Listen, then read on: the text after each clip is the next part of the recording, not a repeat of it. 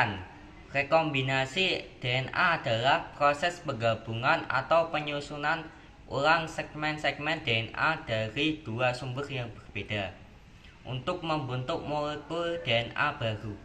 Proses ini terjadi secara alami maupun buatan. 1.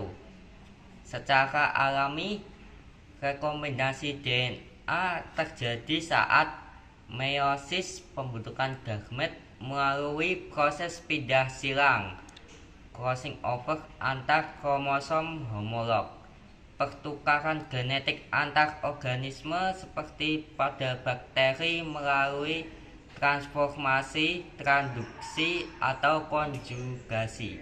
2. Secara buatan, ilmuwan memotong dan menggabungkan DNA dari organisme yang berbeda menggunakan enzim seperti endonuklease, retriksi, dan ligase untuk membentuk DNA rekombinan.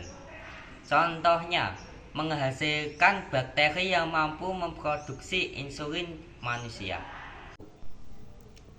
Tujuan rekombinasi DNA adalah untuk menciptakan untai DNA unik untuk berbagai reproduksi protein penting yang digunakan dalam pengobatan penyakit dan hormon pertumbuhan.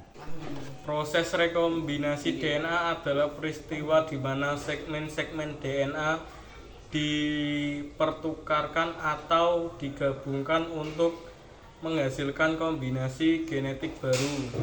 Ini biasa terjadi secara alami di dalam sel, seperti saat meiosis, atau dilakukan secara buatan di laboratorium. DNA rekayasa genetik berikut dua jenis utama. 1. Proses rekombinasi DNA secara alami terjadi selama pembentukan sel kelamin meiosis terutama pada fase profase 1. 2. Proses rekombinasi DNA buatan digunakan dalam bioteknologi untuk menciptakan DNA. Manfaat rekombinasi DNA. 1. Untuk kedokteran sebagai produksi insulin dan vaksin. 2. Untuk pertanian sebagai pelindung tanaman dari hama.